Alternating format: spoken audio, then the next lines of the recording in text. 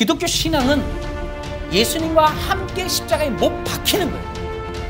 함께함의 연합이 믿음이고 구원인 거예요.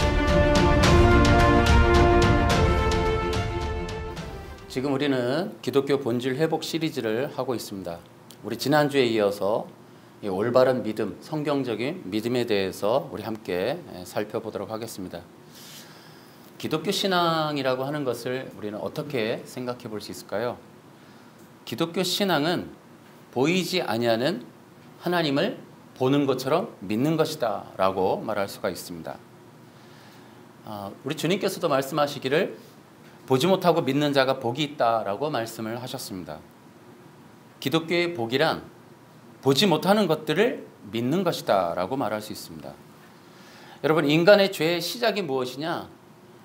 하나님이 보이지 않기 때문에 죄가 시작된 거예요. 우리가 이 창세기의 아담의 범죄 사건을 봐도 이 인간의 가장 큰 취약점은 영이시고 생명이시고 영원하신 하나님을 우리 인간의 육적인 눈으로 볼 수 없다. 여기에서부터 이제 문제가 시작되는 것이고, 아담의 시험이 무엇이냐? 인간의 육의 눈으로 볼 수 없는 하나님 때문에, 하나님이 보이지 않기 때문에 시험이 시작된 것입니다.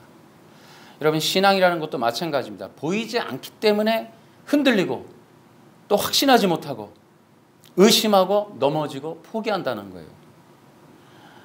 사탄은 어떤 일을 할까요?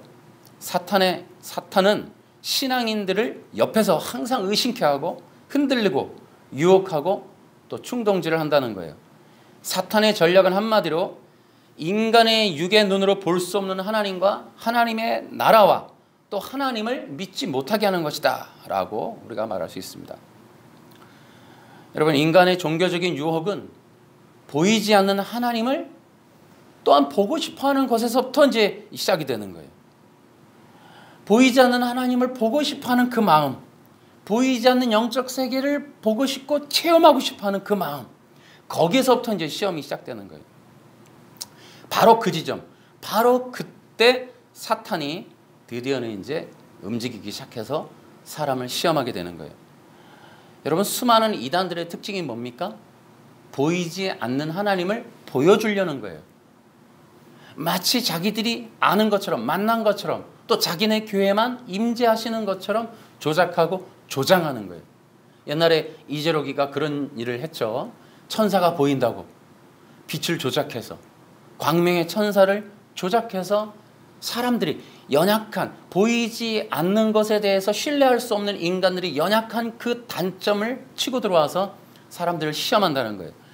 여러분, 이단들은 대부분 이제 보이지 않는 것들에 대해서 보이게끔 현상을 나타내면서 사람들을 모아요.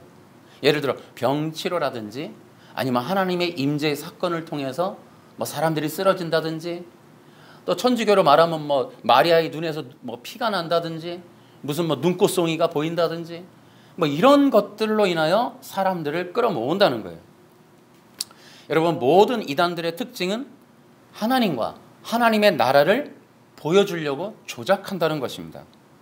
또한 거짓 종교인들의 특징이 뭐냐? 보이지 않는 하나님 나라와 영적 실제를 보았다, 체험했다, 알고 있다. 그러면서 믿음 없는 사람들, 연약한 사람들의 마음을 빼앗으려고 한다는 거예요.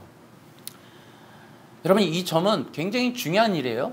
마지막 시대에 마태복음 24장에도 나오지만은 이 적그리스도는 어떤 존재냐? 신기한 이적과 기적과 표적을 보여주고 사람들의 마음에 환심을 사는 거예요. 그래서 여러분, 마지막 시대는 믿음을 갖는 것이 아니라 체험, 경험을 중시하는 그런 현상들이 많이 나타날 거예요. 여러분, 이단들이 하는 그런 것 같이 지금도 사람들이 얼마나 힘들어요? 보이지 않는 하나님 때문에 이런 교회의 여러 가지 이런 재앙, 예를 들어 뭐 비대면 예배라든지 이런 환경, 질병의 문제가 오면 사람들은 금방 신앙이 식어버려요. 왜냐하면 하나님이 보이지 않기 때문에. 그러면 이제 보십시오. 이제 사람들이 이제 다시 교회로 와야 되잖아요. 또 사람들이 모여야 되잖아요. 또 더 많은 사람들을 갖고 싶잖아요. 재물도 갖고 싶고 명예도 갖고 싶고. 그러면은 분명히 이러한 현상들을 조작하는 일들이 흔하게 나타난다는 거예요. 여러분, 기억하십시오. 기독교 신앙이란 믿는 거예요. 그러니까 여기에서 굉장히 중요한 문제가 터지는 거예요. 앞으로의 기독교 신앙에서 최대 관건은 믿음을 가질 것이냐, 현상을 따라갈 것이냐. 여러분, 조작되어지고 체험을 조장하고 유도하는 일들을 경계하셔야 돼요. 여러분, 그렇지 않으면은 이것은 말세에 갈수록 여러분 수많은 이단들과 적그리스도에 의한 미혹의 전략이 엄청나게 강하게 나타날 것이다. 그때가 되면 전부 미혹당한다. 속게 된다. 넘어지게 된다라는 거예요. 여러분, 신비주의가 뭡니까? 인간의 가장 취약한 부분, 볼 수 없다는 거, 영적인 세계, 그 너머의 세계, 형이상학적인 세계를 알 수 없다는 거예요. 그 알 수 없는 세계를 알고 있다. 알 수 없는 세계에 대해서 내가 설명해 줄 수 있다. 이러한 일들을 조장하는 게 신비주의예요. 그래서 이 신비주의가 한때는 우리 한국에서 많이 성공했어요. 그래서 이 신비주의를 통해서 어떤 현상이 나타나는 것, 뭐 은사가 나타나든 병치료가 나타나든 그런 일들이 사람들의 마음을 사게 돼요. 그러다 보면 사람들이 많이 모이죠. 그런 것들을 또 교회가 배워요. 목사님들이 그런 걸 배우려고 그래요. 그래서 그러한 신비주의적인 어떤 교회나 종교의 일이 사람을 많이 모으거나 혹은 명예를 얻거나 성공적인 어떤 교회 일을 이루게 되는 것에 대해서 많은 사람들이 유혹을 받게 돼요. 흔들리게 된단 말이에요. 거기에 쏠려가게 돼 있어요. 보인다라는 거예요. 그 사람은 알고 있다. 체험했다.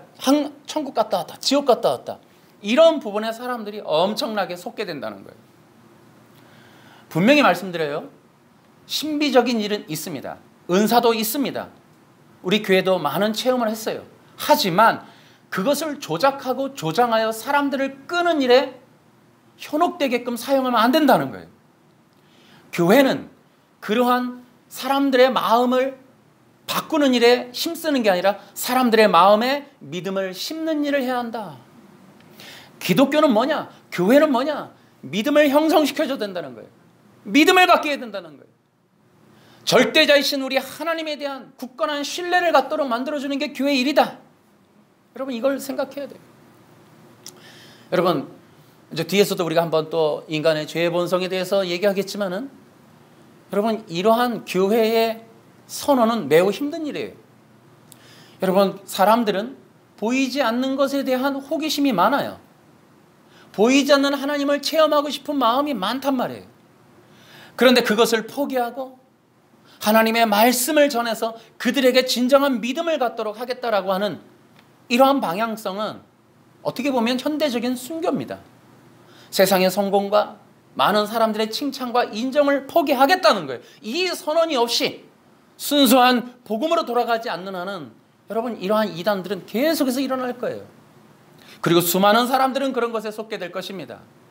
많은 사람들은 그 안에 믿음을 형성하기보다는 현상을 따라가고 싶어하는, 체험하고 싶어하는, 보이지 않는 것을 보고 싶어하는데 많은 마음을 쓰게 될 것이다 라는 생각을 여러분 하게 됩니다. 여기서 우리가 한 가지 궁금한 게 있습니다. 왜 하나님은 그냥 보여주시면 될 거를 믿음이라는 방법을 통해 구원하시기로 작정하신 것일까? 왜 믿음을 통하여 구원하시는 것일까? 여러분, 이것은 매우 중요한 문제예요. 우리가 다시 한번 창세기의 원론으로 돌아가 보면은 인간이라고 하는 정체성이 뭐냐? 하나님의 형상과 모양이에요. 이것은 고대 근동의 이 문화로 보면은 왕 같은 존재다라는 뜻이에요. 어떤 이미지라는 것이 아니라 이것은 하나님의 영광을 받은 존재. 그래서 여러분, 이 고대 근동에는 땅이 넓기 때문에 우리 조선의 드라마에서도 이제 왕이 시차를 나갔을 때 이 백성들이 못 알아봐요. 그래서 왕을 평민인 줄 알고 싸우기도 해요. 그러다가 그 신하들이 어디 함부로 그러냐, 전하시다, 그럴 때 놀랜단 말이에요. 고대 근동에 이런 이 중동 지방의 넓은 땅을 통치할 때 왕을 알 수 있도록 사신들을 보내요. 그 사신들이 가면 왕이 누구인지, 그래서 그 사신을 보면 아, 왕이 어떤 분이구나라는 것을 알 수 있는 옷과 상징물과 그러한 말들과 그런 걸 해서 보내는 거예요. 그게 왕의 형상과 모양이에요. 그래서 심지어는 어떤 왕이라는 것을 알게 하기 위해서 왕의 동상을 만들어요. 그래서 곳곳에 세워요. 그래서 이분이 왕이시고 우리가 기억해야 되는구나. 이게 이제 북한이 많이 쓰는 거란 말이에요. 곳곳에다가 사람들이 왕이라는 분에 대한 실제를 인식하도록 만드는 그러한 문화적인 언어가 이 형상과 모양이에요. 이것은 인간을 보면 하나님을 알 수 있다, 이런 뜻이에요. 그래서 이 인간의 형상과 모양은 인격, 권위, 영광, 권능을 가졌다라는 거예요. 그래서 인간이 말을 할 수가 있어요. 그 말이 하나님 보내신 분의 왕의 말을 할 수 있고, 왕의 놀라운 권위의 능력을 입어서 그 권위로 통치할 수 있고, 왕으로 인도하는 제사장적 기능을 해야 한다라고 하는 그 내용 모두가 들어있는 게 형상과 모양이라는 단어예요. 여러분, 이것 때문에 믿음이 필요하다. 여러분, 이거 놀랍죠? 여러분, 왕 같은 존재로 인간을 지었다라는 것을 통해서 보면은 하나님과 인간의 관계를 알 수 있어요. 하나님은 어떤 분이냐? 하나님은 철저하게 인격적인 분이시다. 여러분, 인간은 그만큼 하나님에 의해서 존중받는 대단히 영광스러운 존재다라는 것을 우리가 알 수가 있어요. 그래서 그러한 인간을, 하나님이 만드신 그런 위대한 인간을 하나님이 어떻게 대하시는가? 그것이 바로 인격적인 존중이라는 거예요. 그래서 하나님은 반드시 인간과 어떻게 관계하시느냐? 인격적 관계를 통하여 소통하신다라는 거예요. 여러분, 믿음이라는 게 뭔지 아십니까? 하나님께서 인간을 만드신 그 이유, 형상과 모양이라고 하는 놀라운 그 원리, 그것에 의하여 하나님이 인간을 그토록 존중히 여긴다라는 거예요. 그래서 인격적인 존중을 통하여 그 사람의 선택, 수용, 용납, 영접, 그것을 통하여 신뢰함과 따름, 순종과 충성, 이러한 총체적인 하나님과의 인격적 관계성을, 이것을 서로 간에 보증할 수 있는 소통의 방법이 믿음이라는 거예요. 믿음. 하나님이 원하시는 것은 사람의 마음입니다. 기계적으로 하나님을 그냥 예배하고 억지로 나와서 뭔가를 하고 그런 것이 아니에요. 그래서 여러분, 하나님이 인간을 믿음으로 다루시는 이유, 믿음이라는 통로로 하나님이 나오고 하나님이 만나주길 원하고, 믿음이라는 통로를 통하여 하나님께 경배하기를 원하는 그 이유는 하나님의 철저한 인격적 존중, 인격성 때문에 그래요. 그래서 여러분, 이 믿음이라는 것을 갖기 위해서는 여러 가지가 필요해요. 성경 전체적으로 보면은 하나님 말씀에 대한 신뢰, 전도자에 대한 신뢰, 그리고 하나님의 약속에 대한 신뢰, 그리고 하나님의 총체적인 구원의 계획, 곧 그리스도를 통하여 온 세상을 구원하기로 작정한 그 하나님의 약속과 언약에 대한 신실하심에 대한 신뢰가 없이는 믿음이란 못 가져요. 그래서 그러한 하나님의 계획에 대해서 신뢰하기 때문에 그런 믿음을 갖게 되는 거예요. 예를 들어 우리가 이제 너는 나를 누구라 생각하느냐? 주는 그리스도시요 살아계신 하나님의 아들이시니다. 이 고백은, 이 믿음의 고백 안에는 하나님께서 보내신다는 메시아에 대한 약속에 대한 신뢰, 그 하나님이 이루시는 구원에 대한 계획에 대한 신뢰, 그리고 당장 육신의 모양으로 오신 예수님이 하나님의 아들이시며 구세주라는 그분에 대한 철저한 인격적인 신뢰를 바탕으로 믿음의 고백이 나오는 거예요. 철저하게 믿음이라는 것은 대상과의 관계성이에요. 그 하나님의 언약과 그 하나님의 언약을 이루기 위해서 오신 메시아 되신 예수님과의 관계성, 그분에 대한 신뢰, 그러한 바탕에서 만들어지는 게 믿음이고, 그러한 믿음을 통하여 하나님이 구원하기로 작정하시는 거예요. 인간이 기도 몇 번 했다, 예배 몇 번 들었다, 이런 걸로 기계적으로 하지 않는다. 절대로 하나님은 기계적인 소통을 하지 않는다. 여러분, 우리는 철저하게 하나님의 형상과 모양, 위대한 존재, 하나님이 우리를 그토록 존중하신다라는 거예요. 그런데 더 있어요. 이 믿음이라는 것에는 엄청나게 또 아주 귀한 진리가 들어있어요. 주는 그리스도시요 살아계신 하나님의 아들이시니다. 또한 이 믿지 않고 하나님이 살아계시다는 것에 대한 신뢰를 통하여 이 믿음을 갖고 하나님을 기쁘게 한다고 하는 이것은 자기 부인, 자기 회개라는 것이 거기 포함되는 거예요. 그래서 자기를 포기하고 그리스도의 진리를 받아들이는 이런 회개가 포함되어 있는 것이 믿음이에요. 단순히 영적 기도 때 나 믿습니다. 여러분 이런 거 아니에요. 교회 한번 나갔다. 절대 그렇지 않아요. 그래서 교회라고 하는 이러한 어떤 건물 안에는 실제로 명목상 그리스도인들이 얼마든지 있을 수 있다는 거예요. 실제로 믿는 것 같지만 사실은 그 믿음이 없어요. 당신 무엇을 믿습니까? 누구를 믿습니까? 하는 것에 대해서, 혹은 우리가 믿음의 삶이라는 이 뒤에 나오는 그 부분에 대해서도 우리가 점검해 보면 실제로 내가 믿는 분이 누군지, 내가 왜 믿는지, 그 믿음을 어떻게 갖고 살아야 하는지에 대한 이런 답을 갖고 있지 못하는 사람들이 꽤 많이 있습니다. 바른 믿음을 가지려면 어떻게 해야 되는 줄 아십니까? 돌이켜야 돼요. 자신의 생각, 자신의 자기 주장적인 이러한 의도와 자기만의 신앙, 자기만의 이러한 고집들을 버려야 돼요. 그 선입견도 버려야 돼요. 그 믿음을, 하나님의 구원의 진리를 수용한다. 예수님이 내 앞에 있는 육신으로 오신 이분이 그리스도라고? 여러분, 이 베드로와 이 사도들의 신앙 고백은 당대를 거역하는 거예요. 수많은 사람들이 뭐야 그냥 유대 청년이잖아, 그 목수의 아들일 뿐이잖아 라고 하는데, 그를 아니야 하나님의 아들이야, 구원자야 라고 믿는 것, 시대의 선입견과 그 상식과 지식을 넘어서는 일이에요. 그러면 그것만으로도 여러분, 내가 사회에서 당연히 받아야 될 대접과 어떤 관계적 이 공동체와 이런 무리들 안에서 인정받아야 된다, 이런 다 포기되는 거예요. 다 버림받는 거예요. 이게 출교를 당하는 거예요. 그래서 자기 거를 버리는 그런 선택의 이러한 반대적인 것이 바로 믿음이에요. 믿음은 반드시 버림이 필요해요. 그런데 우리에게는 믿음이라고 하는 면이 어떻게 이해되고 있을까? 여러분, 이것을 생각해 볼 필요가 있습니다. 또 하나가 있습니다. 여러분, 믿음이라고 하는 것은 그 사람의 인격적 변화까지 담보하는 거예요.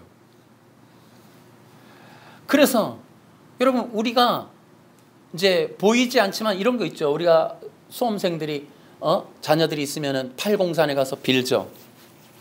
누구한테 비는 걸까요? 돌 앞에 가서 이렇게 비는데, 돌탑 앞에 가서도 하고, 팔공산에 바위 앞에 가서도 하고, 물 떠놓고 뭐 천지신명이요 뭔가를 한단 말이에요. 천지신명은 알아요? 누군지?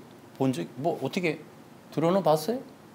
그러니까 우리들의 샤머니즘적인 신앙, 그러니까 어떠한 내가 빌고 싶고 응답을 받고 싶고 해결되어지고 싶어서 의지하고 싶은 어떤 대상, 보이지 않지만 있을 법한 어떤 영적인 실체의 그 존재, 그분과 내가 인격적인 관계성을 갖고 있느냐는 거예요.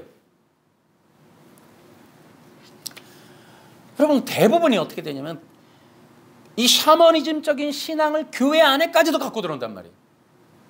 그래서 마치 내 문제를 빌고 빌어서 보이지 않지만 있을 법한 어떤 암묵적인 신의 도움을 받으려고 하는, 그래서 이것은 비인격화예요. 비인격화, 비관계성이란 말이에요. 그 다음에 그는 기계적이 되는 거예요. 나는 지극정성, 뭔가 정성을 했으니 답해라 라고 하는 기계적인 관계성을, 이걸 마치 종교인 양, 이게 신앙인 양, 이 기독교 믿음인 양 오해한다. 이것을 교회 안에 갖고 들어온다는 거예요. 이걸. 그래서 백일 기도 내지 릴레이 기도, 작정 기도, 금식 기도, 혹은 1000번제 이런 거를 해서 내가 지극정성 1000번, 1000번을 내가 헌금했으니 합당한 대우를 해주시오. 거기에 따른 내가 1000번을 어떤 사업이라든지 자녀 입학 내가 구했으니 그 응답을 주시오. 이런 것들에 대해서 그대로 샤머니즘적인 거를 기독교로 착각하고 한단 말이에요. 이것이 뭡니까 여러분? 사탄에게 속은 거예요. 비인격화. 이것은 기계화, 짐승화, 노예화, 내가 늘 이거 강조하는 이 세 가지, 이것을 만들어 놓은 구렁텅이, 이게 바로 가짜란 말이에요. 가짜. 그런데 여러분, 제가 이런 얘기를 계속 하는 또 이유 중에 하나는 우리가 경계해야 될 게 뭐냐. 여러분, 지금 가면 갈수록 많은 사람들이 지금 얘기하는 것 중에 하나가 계명교 혹은 율법. 그러니까 율법을 지켜야 구원받는다. 계명을 지켜야 구원받는다. 어떤 틀을 해야 된다. 뭔가 조건을 이루어야 된다. 약속의 목자, 비유풀이를 해야 된다. 이런 일들을 한단 말이에요. 이런 말들을 하고. 그러면 이것이 모두가 조작된 거짓된 종교라는 거예요. 절대 기독교가 아니라는 거예요, 여러분. 그래서 하나님과의 관계성보다 지금 뭘 추구하라? 기계적으로 네가 무엇인가를 이루어내라는 거예요. 조건을 성취하라는 거예요. 부합하는 도덕과 윤리를 해내라는 거예요. 그것이 너의 구원을 담보할 것이다 라고 하는, 인간을 종교적 기계로 만드는 일들을 지금 대대적으로 하고 있단 말이에요. 책도 많이 나오고 있어요. 여러분, 이런 어리석은 계명교, 율법교, 여러분 절대 속으면 안 됩니다. 여러분, 이것은 기독교라고 할 수 없어요. 한낱 샤머니즘에 불과한 거예요. 여러분, 제가 분명히 말씀드립니다. 구원은 철저하게 하나님과의 관계성 안에서 일어나는 은혜의 역사다라는 거예요. 그래서 구원이라고 하는 것은 반드시 내가 믿을 대상이 설정이 돼야 돼요. 그냥 교회 나갔다, 11조 했다, 내 부인이 집사야, 이런 개념을 갖고 있으면 안 된다 말이에요. 구원이라고 하는 것은 인격적이라, 인격적. 내가 믿음의 대상이 설정이 돼야 돼. 그래서 기독교 신앙, 그래서 교회가 초신자들에게 해야 될 일은 뭐다? 믿음의 대상이 누군지를 분명하게. 기독교는 누구예요? 예수 그리스도. 이 부분이 명확해야 된다는 거예요. 기독교 신앙은 예수 그리스도예요. 예수 그리스도. 여러분 가슴속에 새겨야 돼요. 그분과의 관계성이 구원을 이끌어가는, 어떤 구원이라고 하는 시작을 할 수가 있는 거예요. 관계가 없는데 뭘 해내겠어요? 그것이 구약이 보여주는 그 하나님의 백성들이 선민의식을 가지고 하나님과의 그런 어떤 관계성으로 살아가는 일들, 실패하고 또 일어나고 또 도망갔다가 다시 돌아오고, 하나님 명령하면 도망가고, 도망갔다 깨지면 돌아와서 하나님 찾고, 그럼 하나님 만나주시고 임재하고, 그러면 성공적인 예배가 이루어지고, 그러다가 다시 또 떠나가고, 그 하나님과의 관계성에 대한 이 신앙을 보여주는, 기독교 신앙의 원료를 보여주는 게 구약이란 말이죠. 여러분들은 대상이 분명히 설정되어 있습니까? 여러분, 바디메오가 다윗의 자손 예수야 하고 부른단 말이에요. 여러분, 예수님이 오셔서 메시아의 가족들을 찾아다니는데 그들의 공통점은 예수 그리스도를 그리스도라고, 예수님을 그리스도라고, 다윗의 자손이라는 분명한 인식을 갖고 있단 말이에요. 여러분, 성경에 능통했던 바리새인들, 서기관들이 뭐라? 예수님 인정 안 해요. 그런데 깨졌던 자들, 버림받았던 그런 가난한 질병 들고 이게 주눅 들었던 자들이 분명한 신앙 고백을 한단 말이에요. 그 예수님에 대한 정확한 호칭을 불러버린다니까요. 예수님 감동하시는 거예요. 여러분, 혈리병 앓는 여인이 잡았던 그 옷자락, 그게 치칫, 히브리어로 치칫은 뭐예요? 천국으로 이끄는 문이다 라고 하는 그 의미를 담고 있어요. 그 여인이 붙잡은 건, 주여 저는 천국의 영생의 그 생명을 얻기를 원하나이다, 천국을 가고 싶습니다 라고 하는 그 한마디에 그 신앙 고백이 담겨 있는 게 그 예수님의 옷자락을 잡는 거예요.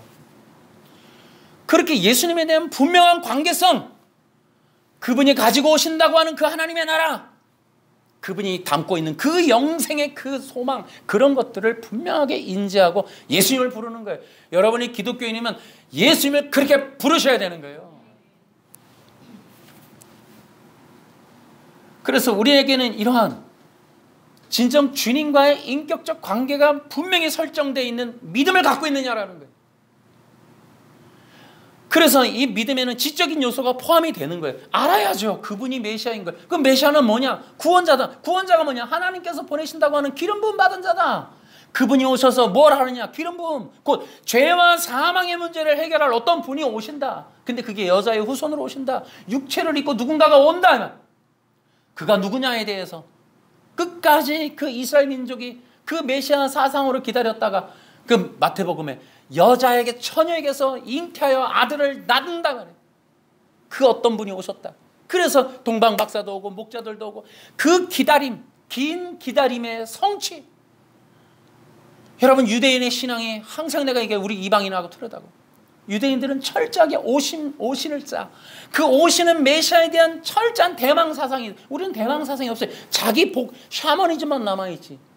그래서 우리 이방인, 특히 한국형 기독교와 유대인의 기독교, 이것이 굉장히, 이게 우리 한국형 기독교는 철저하게 메시아 사상으로 빨리 돌아가야 된다. 이 샤머니즘적으로 이 1000번째까지 다 왜곡시켜버리는 이 목회의 어떤 테크닉으로 다 바꿔갖고 이런 방법, 인본주의로 다 뜯어버리는 이런 샤머니즘에서 돌이켜야 된다. 이걸 어떻게 할 거냐. 여러분의 심령에 이런 메시아에 대한 깊은 소망, 그래서 예수님을 붙잡기를 바디메오처럼 철저하게 붙잡고 혈류병 앓는 여인처럼 붙잡느냐 말이지. 우리 안 된다요. 이방인들은 철저하게 자기를 붙잡는다. 이 자식을 붙잡고 사업을 붙잡고 이거 빌고 비느라고 우린 절대 메시아라는 거 관심도 없다. 관심도. 예수님을 철저하게 붙잡자. 기독교 신앙이 뭐냐? 예수님을 그리스도 하나님의 아들로서 붙잡는 거예요. 이게 믿음이라. 붙잡아야지. 믿음은 그리스도에 대한 구원의 계획을 받아들이고 인간의 힘으로는 안 되니 절대자에게 의존하겠습니다 하는 고백과 예수님이 하나님의 아들이시기에 그분이 반드시 구원해 주실 것이라는 확신을 갖는 것, 그리고 예수님을 주인으로 구원자로 모셨으니 이제 그분을 따라서 살겠다라고 하는 이 믿음의 고백, 이것이 바로 이 철저한 성경적 믿음이라고 하는 것이 포함되어 있는 내용이에요. 그 안에 믿음이라는 내용. 여러분, 고린도전서 1장 21절에 이렇게 되어 있습니다. 하나님께서는 우리가 전하는 어리석어 보이는 말씀 선포, 어리석어 보이는 말씀 선포로 믿는 사람들을 구원하시기를 기뻐하셨다. 여러분, 이것이 중요한 거예요. 그러니까 이 말씀 선포를 통해 믿고 나오는 자를 기뻐하신다는 거예요. 현상을 보고 체험을 하고 응답받았으니까 나 이제 교회에 충성할 거야.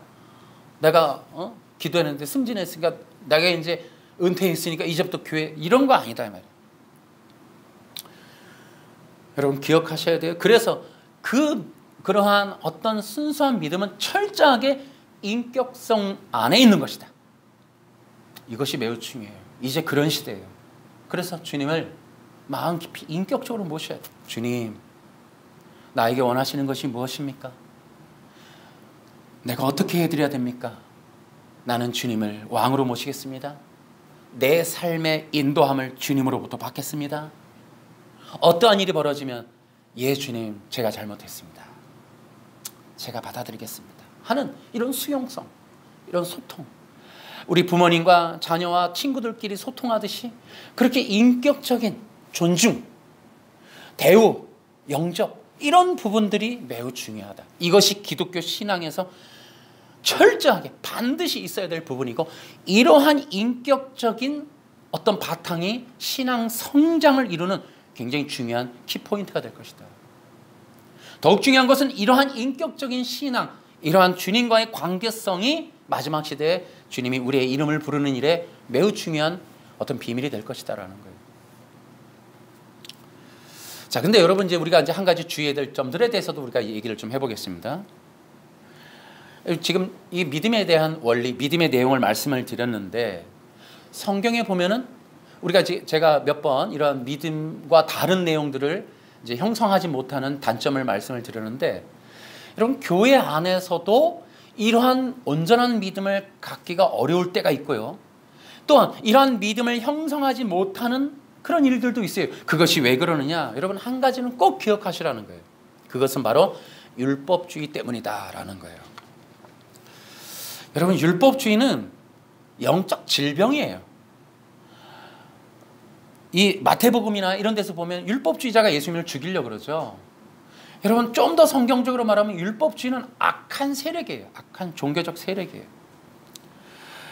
이 율법주의가 뭐냐 그러면, 율법주의는 하나님과 아무 관계가 없어요. 그저 자신들의 조상들이 가졌다는 토라, 이 모세 오경을 문자적 신으로 받아서, 여러분 사도 바울이 왜 이렇게 길길이 날뛰었어요? 예수님을 믿는 사람을 죽인다 그랬어요. 근데 예수님을 믿으니까 죽이려는 게 아니었어요. 사도 바울이 이 사도가 되기 전에. 사도 바울이 다메섹으로 가서 예수 믿는 사람을 때려 죽이려고 했던 이유가 뭐냐면은, 그들이 뭐라 그랬냐면 이 토라 10계명, 그러니까 이 모세오경을 훼손했기 때문에 그들을 죽이려고 그러는 거예요. 왜냐하면 모세오경을 지키는 것이 아니라 모세오경에 기록된 어떤 분이 왔고 그분이 부활했다, 이러한 내용들을, 거짓된 내용을 전하기 때문에 그 기독교인들을 죽이려고 하는 거지, 자기가 유대교인데 기독교라는 게 생겼으니까 없애야지, 이런 게 아니란 말이에요. 그러니까 선천적으로 유태인들에게는 하나님보다 더 중요한 게 이 토라예요. 토라. 이 토라를 건드리면 가는 거예요. 가만 안 있는 거예요. 그러니까 이걸 숭상시하는 거예요. 어떻게 숭상하느냐? 여러분, 이것을 철저하게 문자 그대로 지켜내는 것이 구원이라고, 의를 얻는 거라고, 그렇게 그것이 하나님의 선민이다라고 주장을 해요. 그래서 예수님한테도 덤벼들면서 계속 뭐라 그래요? 율법을 어긴다고 덤비는. 그래서 율법에 대한 질문을 계속하는 거예요. 흠을 잡으려고. 그러니까 요만한 틈이라도 나면, 그래서 요한복음에 가면 예수님이 안식일을 어겼다라는 걸로 그 다음에 공격한단 말이에요. 드디어 이제 잡았어. 꼬투리 잡았어. 그래, 예수라고 하는 어떤 유대인 아주 굉장히 그 통달한 분이 있었는데 12살부터 뭐 토라를 줄줄줄 외우고 어마어마한 사람이 있었는데, 갈릴리에서 났다는 새로운 신성이 나왔는데, 그래 두고 보자 그랬는데 아니나 다를까 율법을 어겼단 말이에요. 이 벼이삭을 잘라먹고 뭐 이제 이런 부분에서 이제 예수님을 공격하려고 하는 거예요. 그게 율법주의. 율법주의는 하나님하고 아무 관계가 없다니까요. 이들은 종교적인 세력인데 이들이 왜 악하냐? 예수님을 대적한단 말이에요. 예수님의 그 모든 구원의 이 십자가의 길을 가로막는 자들이 바로 율법주의예요. 그런데 이 율법주의가 왜 문제가 되느냐? 이게 교회 안에 있다는 거죠. 이게 교회 안에 잠재해 있다는 거죠. 우리가 이 율법주의에 대해서 다음에 또 시리즈가 있겠지만, 그전에도 성경 우리가 영상에서도 몇 번 얘기했어요. 왜냐하면 여러분, 율법주의는 하나님도 관심 없어요. 어떤 면에서는 성경도 관심 없어요. 마태복음에서 이게 예수님이 이걸 다 깨부신단 말이에요. 이들이 최대 관심이 뭐냐? 자기의예요. 자기의. 내 의로움을 사람들에게 알려서 그들이 나를 알아봐 주기를 바라고, 사람들의 눈높이 시선에서 내가 인정받는 것만이 이들의 종교의 목적이에요. 그래서 어떻게 해요? 내가 의롭다라고 하는 인정이 어떤 결과를 갖고 와요?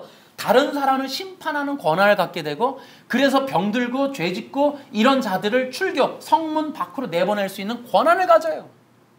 그래서 사람들을 집에 통치해서 가난한 자들에게 고리대금에서 빼앗으면서 이 가난한 사람을 만드는 부자와 나사라 사건에서 그 부자와 나사라가 바로 그런 케이스예요. 이게 노예가 될 수 있는 세 가지 방법 중에 하나가, 빚져서 빚 못 갚으면 이게 이제 고리대금을 해갖고, 고리대금을 해서 못 갚으면 바로 노예로 떨어지는 거예요. 그 부자와 나사로가 바로 그런 캐릭터예요. 근데 부자가 누구냐? 자색 옷을 입었다고 해요. 이들이 바로 율법주의 실체들이에요. 그래서 여러분, 유태인들이 전 세계에서 부자가 되죠. 그 이유가 뭐예요? 첫 번째 뭐 한다? 고리대금이에요. 금융업을 발달시켰어요. 그래서 이들이, 유대인들이 지나가는 나라마다 금융업이 발달돼요. 그게 이제 스위스하고 이탈리아가 그런 거예요. 근데 이들이 철저하게 그 성경에서도 고리대금이라는 것을 통하여 사람들의 삶을 착취를 해가요. 그 착취한 대가가 부자와 나사로에서 고발을 하는 거예요. 그래서 어떻게 한다? 그들의 삶을 짓밟는 거예요. 그들의 삶을 짓밟고 그들의 영혼을 빼앗는 거예요. 여러분, 이것이 웬만한 일이 아니에요. 굉장히 중요한 것을 우리는 알아야 돼요. 로마 카톨릭과 현대 전 세계 이러한 이 유럽과 미국 신학이 들어간 전 세계 교회들의 모습이 왜 일치하고 있을까? 여러분, 이런데 강력한 의문을 품고 여러분, 우리 애통해야 된단 말이에요. 왜 교회는 사람들의 삶을 담보로 거대한 건물을 지어 수많은 사람들을 불러들이는 이러한 재정적, 물량적 이러한 일들을 하는 것일까? 왜 이것은 로마 카톨릭과 비슷할까? 왜 이 원리는 예수님 초림 당시의 유태인들과 비슷할까? 고민하셔야 된다는 거죠. 교회 안에 이 율법주의를 허락하고 있으면 교회는 썩습니다. 교회는 죽습니다. 이거. 그래서 율법주의를 분별해내야 돼요. 제가 율법 시리즈를 하려고 하는 이유도 이 율법주의를 철저하게 분별하고 선별하자는 거예요. 그래야 교회가 사니까.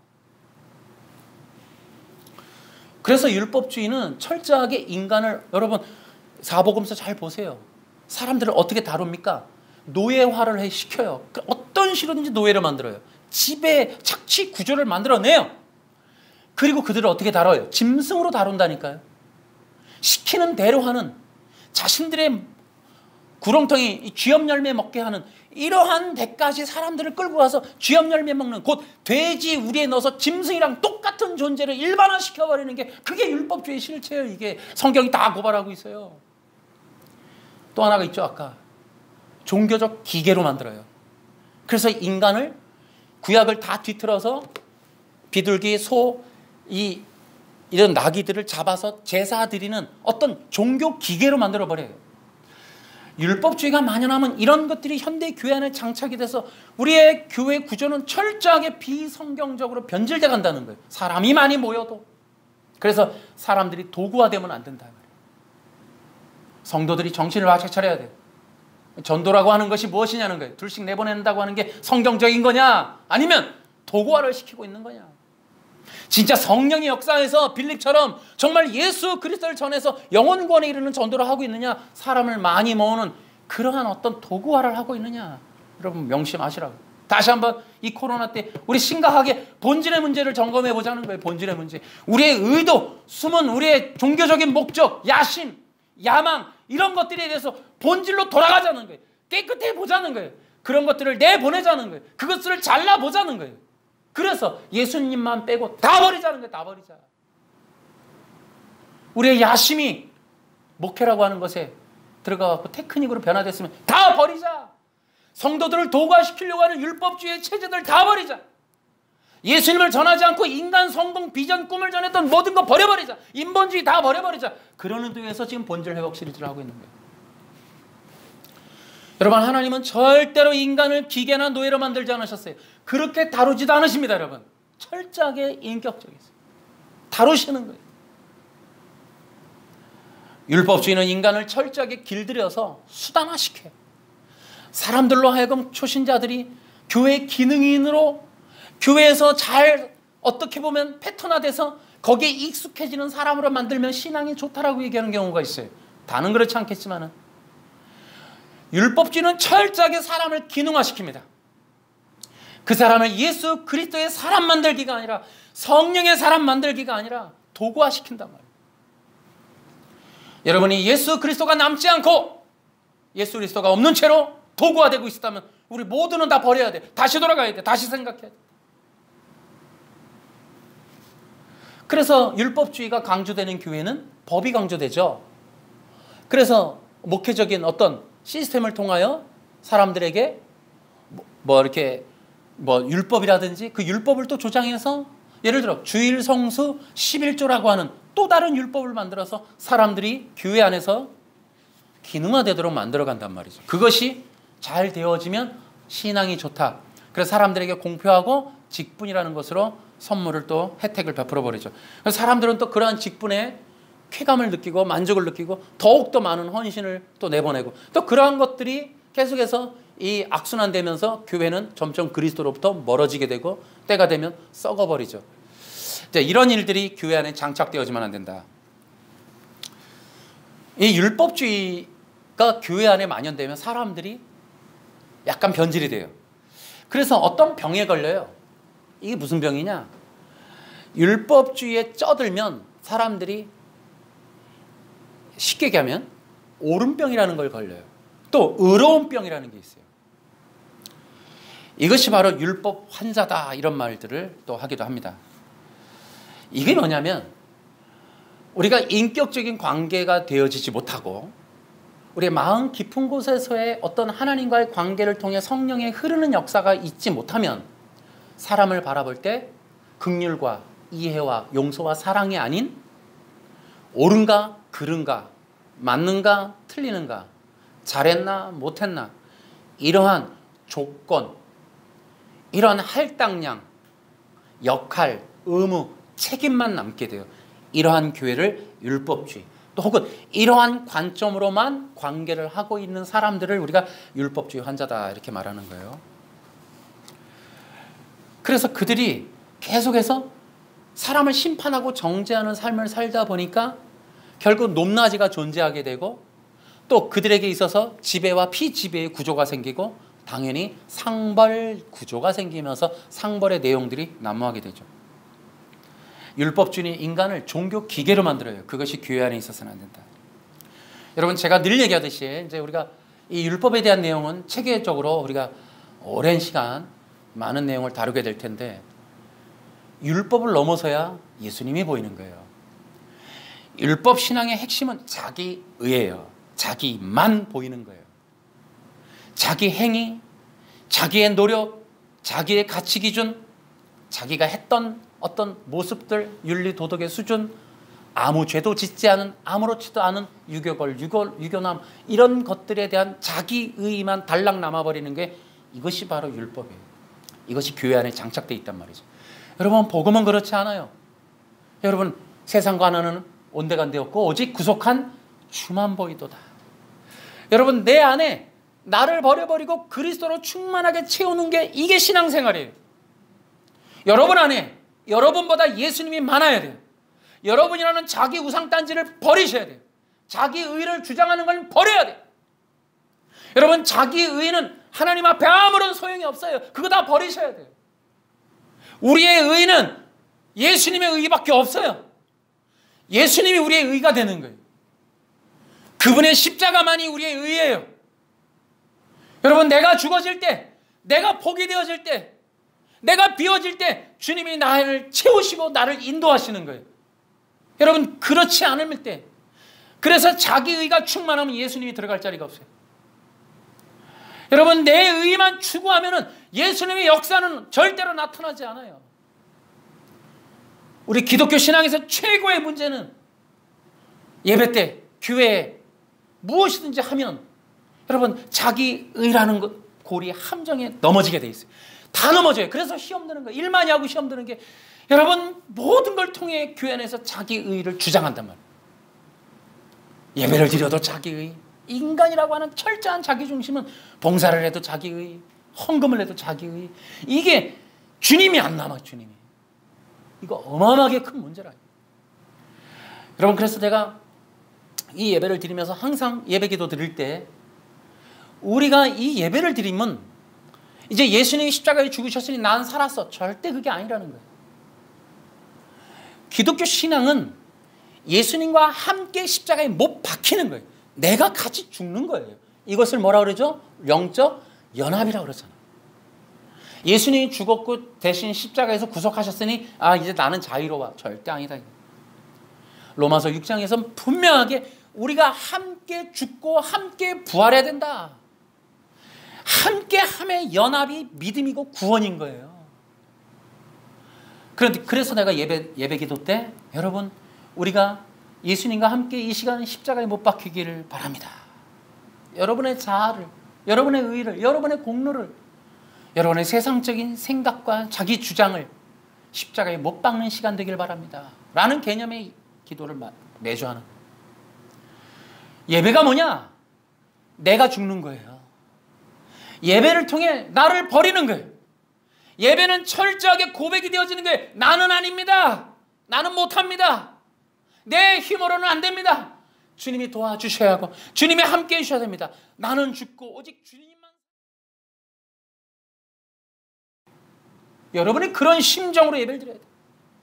예배 드리고 여러분이 살아나면 안 돼. 예배 드리고 여러분의 의가 주장이 되면 안 돼. 내가 교회에 와줬으니, 헌금해 드렸으니, 내가 봉사를 했으니, 꽃꽂이를 했으니, 청소를 했으니, 여러분 이런 것도 안 된다. 여러분 철저하게 죽어지고 예수 그리스도가 나와야 돼. 예수님만 살아야 돼요. 이게 기독교 신앙이에요. 그래서 율법주의는 이 교회 안에 뿌리 내리고 있다고요. 안 뽑혀요. 안 뽑혀. 인간 속에 내재되어 있어. 이걸 뽑아야 된다고, 자기 의를. 그래서 율법주의는 절대 기독교 신앙이라고 볼 수 없어요. 기독교 신앙을 위장한 종교에 불과해요. 그러니까 여러분, 이러한 이 율법주의가 뭐냐? 믿음으로 가는 최대의 방해물이에요. 내 안에 그리스도에 대한 믿음을 형성하는 최대의 방해물은 자기의예요. 이 율법주의라고 하는. 이걸 우리가 극복해내야 돼요. 이것을 인지를 해야 돼요. 이제 우리 속에는 이 영적인 두 가지 세력, 하나의 예수님을 죽이려고 하는 율법주의라고 하는 이 바리새파 율법주의의 어마어마한 종교의 영을 인지가 돼야 돼요, 이제. 그리고 예수 그리스도를 따르는 이 순수한 이 믿음의 종교를 우리가 분별해내야 돼요. 여러분 사도 이 예수님을 죽이려고 하는 이 바리새파 유대인은 예수님을 죽이려고 그래요. 근데 사도들은 어떻게 해요? 예수님 때문에 죽어요. 믿음의 길은 죽는 거예요. 바리새파 예수님을 대적하는 길은 사는 길, 예수님을 죽이고 교회를 죽이고 남을 죽이고 자기가 사는 거예요. 이게 악한 거예요. 이게 바리새인들에게 속는 거예요. 기독교를 통해서 자기가 드러나면 죽은 거예요. 그거 잘못된 거예요. 그 죽은 거예요. 신앙이 아니에요. 바리새인들은 예수님을 죽이고 자기네가 살라고 했어요. 사도들은 그렇지 않아요.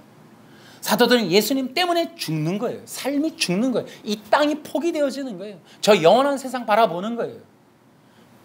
여러분 우리가 이 길 걸어가야 돼요. 저도 마찬가지 목회하면서 가장 중요한 게 저 영원한 하나님 나라의 포인트를 이 타켓을 놓치면 그대로 썩어버리는 거예요. 그대로 우리는 세상에서 가장 비참한 존재가 되는 거예요. 이것도 저것도 아니면서 그냥 속만 다 야망으로 썩어가지고 이 더러운 걸로 가득 차버리는 이건 시궁창 같은 이 더러운 냄새나는 존재밖에 아니 뭐 그렇다고 가진 것도 없으면서 가장 비참한 종교인이 돼버려요.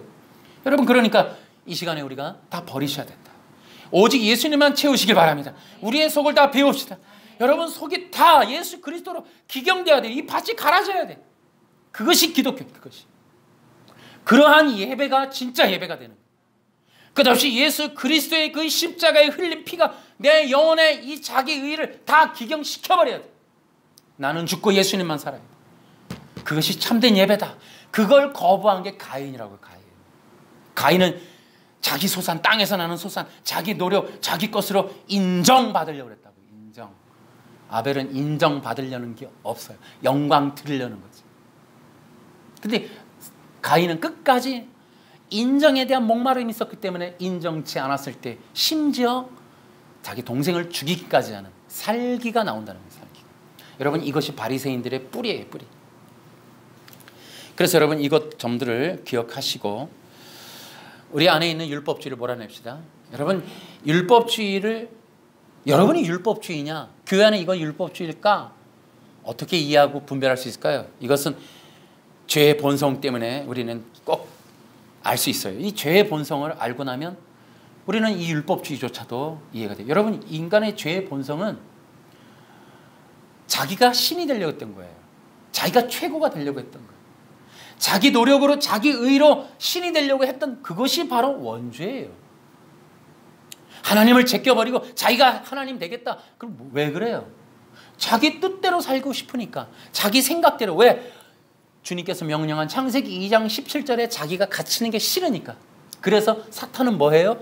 창세기 2장 17절의 율법을 깨부시고 무율법으로 쫓아내버린다고. 그래서 무율법으로 나가버리게 해요.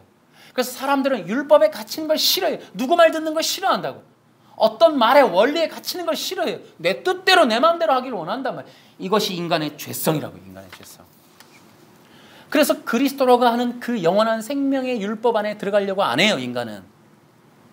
자기가 그리스도 신적 존재로서 자기 능력, 자기 고행, 자기 노력으로 자기가 원하는 세상 속에 자기가 살려고 하는 거지. 뭐라고요? 자기 의라고요. 이게 원죄라고. 그것을 여러분이 이제 기억을 해야 되는 건 사람들은 싸울 때 지피지기면 백전백승이라. 여러분 신앙도 내가 믿어야 될 대상이 누군지를 알아야 신앙이 형성돼요. 우리가 그리스도의 군사로서 이 에베소서 6장의 전신갑주를 입고 뭐 한다고요? 놀이해요? 싸워야죠. 싸우려면 누가 상대가 있어야죠. 여러분은 상대를 아시나요? 그러니까 영적인 싸움은 상대가 있는 법이에요. 상대를 알아야 되겠죠. 상대를 알려면 바로 이 창세기 1, 2, 3장에 나오는 어마어마한 사탄도 나와, 죄도 나와, 창조도 나와, 원죄도 나와, 약속, 구속, 언약 다 나온단 말이에요. 그걸 통해 우리가 전략을 이해해야죠. 아, 우리의 적이 누구구나. 사탄은 하나님의 말씀을 왜곡하구나. 인간의 욕심을 충동질하는구나. 그래서 우리를 하나님에게 떨어지게 하는구나. 아, 이 사탄의 결정적인 거짓말은 너가 신이 될 수 있다라고 하는 거구나. 죄가 뭐라고? 와, 인간은 그런 허망한 사탄의 말을 철저하게 수용할 줄 아는구나. 그걸 즐길 줄 아는구나. 그것이 여러분과 내 속에 있다고요, 지금. 기독교 신앙, 여러분 여기서 사람들이 많아지려면 목회를 어떻게 해야 돼요? 여러분이 좋아할 만한 말을 많이 하면 돼요. 여러분이 불편하지 않게 해주면 좋아요. 여러분 즐겁게 해주면 좋아요. 더군다나 여러분이 최고가 될 수 있다고 비법만 몇 개 가르쳐주면 좋아져요. 사탄은 원래 그 방법을 써요. 그래서 교회를 인본주의로 다 변질시켜 놔버렸죠. 그래서 3단계 축복, 5중 축복 이런 거 해버리면 여러분 사람들은 열광을 합니다. 부자 될 수 있다. 돈벌이 될 수 있다. 사업 잘 될 수 있다. 그래요. 내가 사업 잘 되면 목사님 차 사드릴게. 양복 사드릴게. 그러면 내가 축복받으면 내가 뭐 하나 해드릴게. 이제 이러한 고리를 딱 만들어 놓으면 여러분 이건 교회가 어떠하든 상관없이 사람 많이 모입니다. 이러한 것을 기독교라고 하지 않는다고요. 여러분 교회가 어려운 게 뭔지 아십니까? 실제로 교회가 어려운 거는 여러분 사람들을 상대하기 때문이에요. 근데 누구를 상대해요? 죄의 본성을 가진 사람들을 상대해야 돼요. 근데 뭐 원하는 대로 주면 되잖아요. 근데 우리는 복음을 가졌네요. 복음이 뭐라고요? 그 죄의 본성을 가지고 죄와 사망 권세 아래 있는 사람들을 예수님이라고 하는 분 앞으로 끌고 나가야 돼요. 자기의 의를 주장하고 자기의 의를 충족시켜 주는 걸 원해서 앉아있는 사람들에게 자기의 의를 버리라고 하는 메시지를 던지면서 회개케 하는 일을 한다는 건 불가능하거나 이것은 매맞는 일과 같은 거예요. 사람들이 싫어하는 거예요. 이 설교라는 건 뭐냐? 본성과 본성의 충돌이에요. 인간의 철저한 죄의 본성을 하나님의 영원한 약속 안으로 끌고 들어가는 일은 두 왕국의 충돌이에요. 교회가 어려운 건 그거예요. 사람들은 계속해서 자기 의를 충족시키려고 하지만 복음이라는 것은 십자가에서 못 박히게 하는 일이란 말이에요. 그거 버리라고 한단 말이에요. 부자 되고 싶어서 교회 온 사람들을 가난한 사람, 가난한 길로 십자가의 길, 고난의 길을 가야 된다라고 얘기하니 사람들이 좋아할 리가 없죠. 그래서 신학교 가면 목회학 시간이 있어요. 1년에 한 번씩. 뭐라 그래요? 설교 시간마다 절대로 부정적인 말 하지 마라. 죄라는 단어 사용하지 마라. 사람들이 싫어하는 말을 하지 마라. 너는 성장은 끝이다. 교회 건축은 너는 절대 할 수 없을 것이다. 사람이 모이게 할 수 있는 한 그들이 좋아하는 말을 해라. 이게 목회학에 나와요. 우리 적어도 제가 졸업한 학교에서는 그렇게 가르쳐줬어요. 여러분 이것이 악한 일이라고요. 여러분 사도 바울이 왜 믿음의 사람들이 히브리서 11장에 믿음의 사람들이 그렇게 죽어갔을까요? 왜 그 사람들의 죽어가는 이 잔인한 모습을 성경은 기록하고 있을까요? 복음이란 그러한 죄와 사망 권세 있는 사람들을 의로운 주 예수 그리스도의 십자가의 길로 나오게 하는 이 일은 어떤 일이다? 죽을 수도 있는 일이다. 그래서 교회가 어렵다고요. 전 지금도 여러분이 교회 안에 있지만 여러분 여러분과 제가 완성됐다고 보지 않아요. 아직도 가야 할 길이 멀어요. 왜냐하면 우린 육이에요. 시퍼렇게 살아있다고요.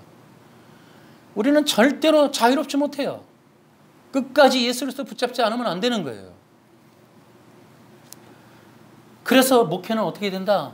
인간이 못해요. 그럼 뭐 인간이 하는 영역은 우는 것밖에 없어요.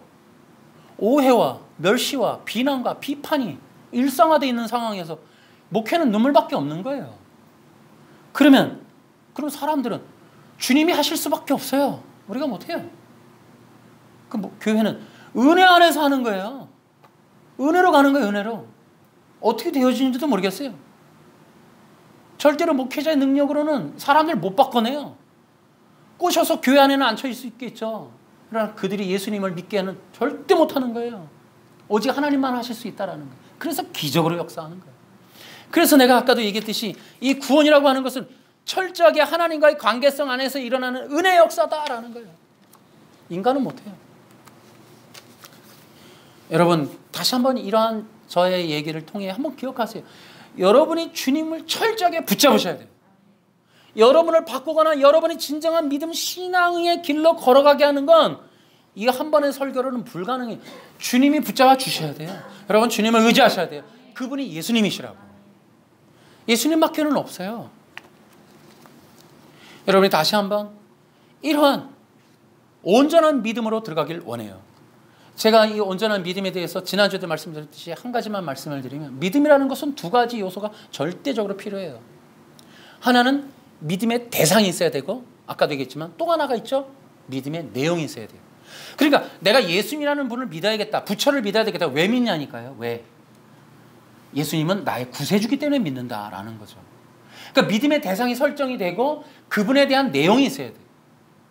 그분은 하나님의 아들이시고 나를 위해서 십자가에 죽으신 구세주라는 이 두 가지 요소가 포함이 돼야 믿음이라는 게 이게 형성이 될 수 있거든요.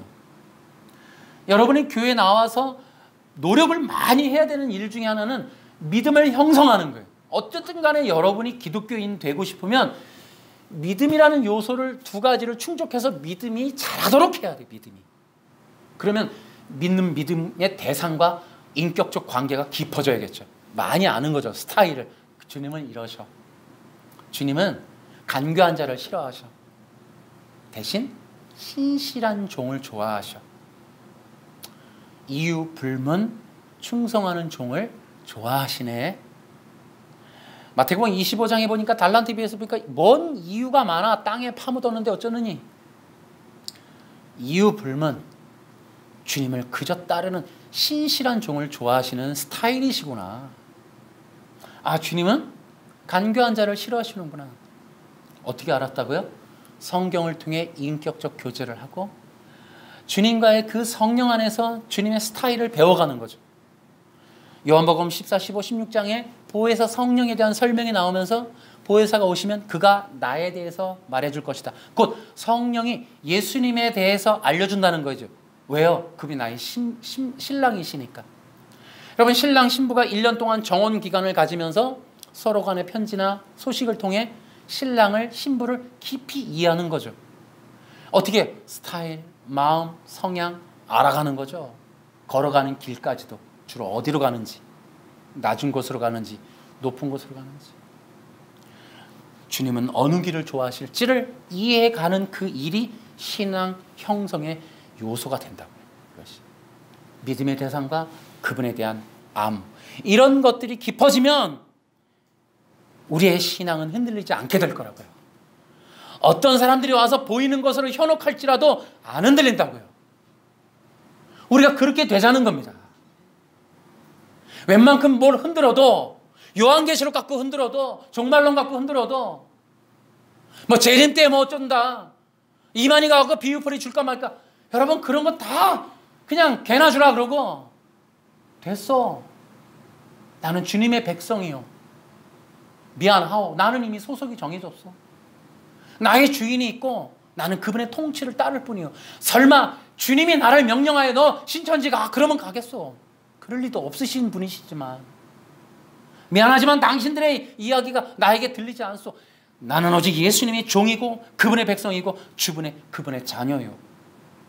이 믿음에서 나를 뺄 자는 없을 것이요. 핍박이요. 믿음의 선지들 즐겨 하시던데 나도 한번 당해버리다. 십자가 죽으라고요? 한번 가버리다. 고난의 길 한번 가보고 싶소이다. 믿음 때문에라면 나도 한번 그 반열에 가보죠. 이럴 정도의 여러분의 신앙이 형성되려면 여러분 주님과 깊이 신뢰하는 인격적 교제를 멈추시지 말길 바랍니다. 이것이 마지막 시대에 중요하다고요. 제가 몇 가지 더 준비했지만 이제 마지막 하고 줄이겠습니다. 자, 이제 우리는 어떻게 될까? 첫 번째, 믿음의 형성 얘기해 드렸죠. 두 번째가 있습니다. 기독교 신앙을 믿음 위에 두라는 거예요. 꼭 기억하세요.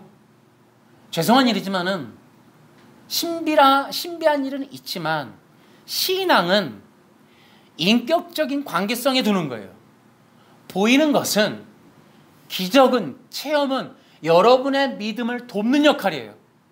제 아내도 암 말기에서 치유받았어요. 저는 그것을 저 개인적인 신앙과 우리 교인들의 신앙이 돈독해지는, 좀 더 좋아지는 계기가 되겠다라는 그러한 은혜로 받아들였어요.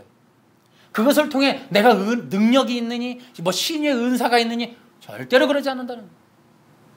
기적은 우리의 믿음이 더 곤고해지도록 돕는 역할을 하는 거예요.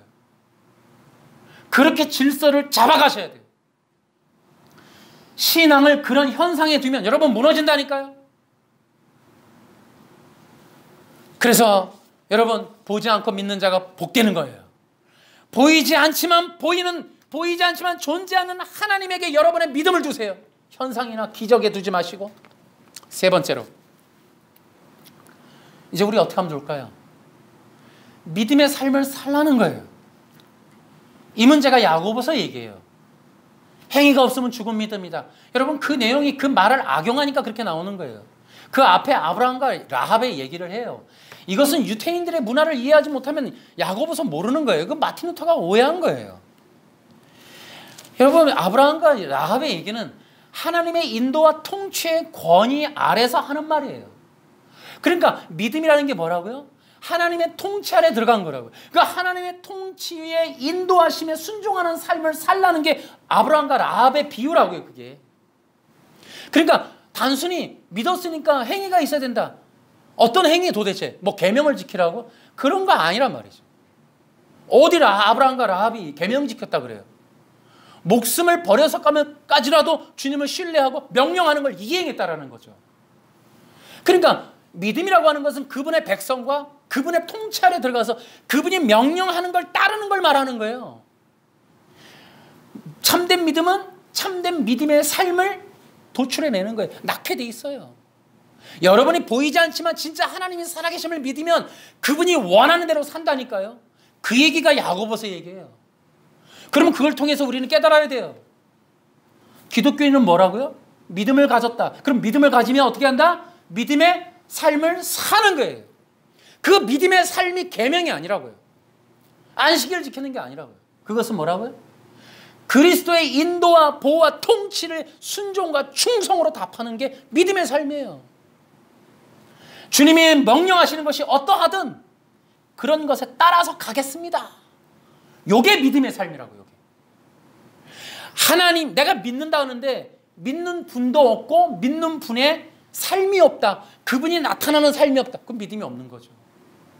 반드시 믿음이 있으면 그 믿는 자의 명령과 통치와 인도의 어떤 현상이 나타나는 열매적인 삶이 나와야죠. 충성을 하든 순종을 하든 그런 어떤 부분에 있어서. 그래서 그 말이 그리스도가 되고 삶이 그리스도가 되고 그래서 결국 그 사람의 삶의 결과물이 그리스도의 영광으로 나타나는 이러한 삶이 나타나야 믿음이 있는 거죠. 교회 앉아만 있다고 믿음이냐? 아니다는 거죠. 그래서 야고보 3장으로 넘어가면 그럼 또 무슨 얘기냐? 이것이 중요한 게 믿음의 외식을 지적하는 거예요. 그래서 믿는다고 말은 하지만 교회 안에 있지만 가짜가 있을 수 있구나라는 게 또 야고보서 3장의 얘기라고. 그래서 뭐라 그래요? 믿음의 외식이 있다라는 거예요. 아, 저 믿습니다 하는데 그거 가짜라고요. 그 가짜가 있을 수 있다라는 것에 대해서 경고하는 게 야고보서라고요. 그러니까 교회 안에서 어떻게 하라고요? 교인들이 많이 있지만 실제로는 가짜다. 얼마든지 있을 수 있다. 그 얘기를 하고 있는 거예요. 그래서 우리가 어떻게 되느냐? 그렇다면 우리가 진짜 믿으면 믿음의 삶을 살자는 겁니다. 그것이 어떻게 하느냐? 그리스도와의 관계성으로 인하여 삶이 나타난다. 자, 그러면 그 삶이 뭐냐? 고난도 있을 수 있다. 아까도 얘기했지? 시험이 있을 수 있다. 어려움이 있을 수 있다. 그런데 그리스도의 권위에 굴복하여 예 주님, 그래도 주님, 그리 아니하실지라도 주님, 그러니까 주님 감사합니다. 사도 바울이 감옥에서 기뻐하라. 내가 다시 말하노니 기뻐하라. 할렐루야. 그분이 계시고 그분의 통치가 있고 그분이 열어놓으신 천국문이 보이고 그분이 존재하는 그 보좌가 내 앞에 있으니 안 기뻐할 수 있느냐? 여기 이곳이 전부라고? 아니다 얘들아. 내가 그전엔 몰랐으나 이제 보인다. 저 영원한 하나님 나라. 그래서 그 하나님 나라에 내 면류관이 보인다. 영광의 면류관, 생명의 면류관이 내게 있도다. 아, 달려갈 길 다 마쳤다. 나에겐 기대와 소망이 더 넘친다. 여기에서의 수고가 저 영원한 나라에서의 열매로 나타날 것에 대한 기대가 넘치는구나. 그래. 그러니 여러분도 기뻐해라. 여러분, 그것이 믿음의 삶을 가능하게 하는 거예요. 그것이 믿음의 삶의 양태이기도 한 거예요. 믿음의 삶은 복이 아니라 그냥 막 여러분의 뜻이 막 이루어지는 게 아니라고. 믿었는데 고난이 와. 믿었는데 어렵다고. 믿었는데 핍박까지 온다고요. 믿었는데 잘 안 돼. 그 어려움이 얼마나 많아요. 오해, 멸시. 얼마나 괴로워요, 여러분. 살고 싶은데 잘 안 돼요. 이렇게 하고 싶은데 잘 안 돼요. 얼마나 힘들어요. 여러분, 목회는 고난이거든요. 연단이란 말이죠. 죽을 것 같을 때도 있단 말이죠. 우리 교회도 경매도 넘어가고 어려운 일이 한두 번이 아니었어요. 목회는 고난이더라고요. 연단이더라고요. 고통이 많더라고요. 그런데 주님은 내게 끊임없이 그 안에서 힘을 주시더라고요. 그래서 우리가 더욱더 연단을 통해 저 영원한 하나님 나라의 스타일로 그리스도의 형상으로 화하도록 우리를 이끌어 가셨더라고요. 지켜보니까. 그래서 주님을 더 부르게 하셨더라고요. 더 천국을만 바라보게 하셨더라고요. 그게 믿음의 삶이 된다고요. 여러분이 뜻대로 되는 것만이 아니라고요. 그래서 여러분의 믿음이 커지면 저 영원한 나라의 소망이 커질 줄로 믿습니다. 여러분의 믿음의 삶이 진짜 나타나면 여러분의 눈에는 보이지 않지만 저 영원한 영광의 면류관을 보게 될 줄로 믿습니다. 그런 것을 믿음의 눈으로 보게 되는 거예요. 그것이 믿음의 삶이에요. 저는 이러한 이제 믿음의 혁신이 일어났으면 좋겠고, 그래서 저는 이것이 성경에 있었는데, 원래 기독교가 이렇게 낮에나 밤에나 내 주님 언제 오시려나 하고 보이지 않지만 굳건한 믿음을 붙들고 공산당 일제치하의 총과 칼을 다 몸소 받아들이면서 눈물로 걸어갔던 우리의 믿음의 선친들도 당장 우리 눈앞에 있는데도 우리는 그런 믿음이라기보다는, 그 믿음을 소중히 여기기보다는 어느새 우리가 얼마나 변질을 겪고 본질에서 멀리 떠나왔는가. 우리는 수없는 현상과 물질과 약속과 비전이니 꿈이니 이런 허황된 그림들만 쫓아가느라고 본질 다 놓쳐버렸다. 제가 이 영상을 통해, 설교를 통해 우리의 잃어버린 본질을 다시 한번 회복했으면 좋겠다. 그 중에 이 믿음이라고 하는 이 엄청난 능력, 하나님이 기뻐하는 이 믿음이라고 하는 이 원리, 하나님이 당신의 백성들을 만나는 유일한 통로, 이것을 굳건히 다시 한번 회복해서 승리하는 여러분들 되시기를 주 예수님의 이름으로 축원합니다. 박수를